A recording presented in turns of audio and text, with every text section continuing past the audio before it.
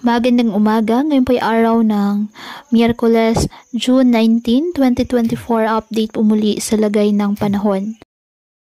Ayon sa Pag-asa, southwest monsoon o habagat nakakaapekto pa rin sa western section ng southern Luzon at Visayas. Samantala, isang low pressure area ang minomonitor sa labas ng Philippine Area of Responsibility.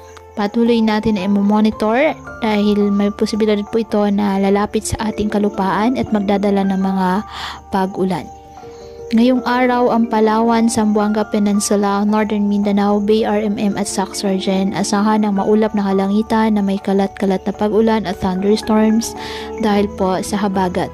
At ang Metro Manila, Western Visayas, Zambales, Bataan, Cavite, Laguna, Batangas at nalalabing bahagi ng Mimaropa, bahagyang maulap hanggang sa maulap na halangitan with isolated rain showers or thunderstorms dahil pa rin po sa habagat.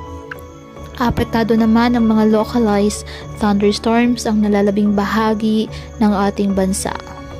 Kaya patuloy pa rin po natin na pinag-iingat ang ating mga kababayan sa banta po ng mga posibilidad ng pagbaha at pagguho ng lupa, lalo na kapag may malalakas na ulan.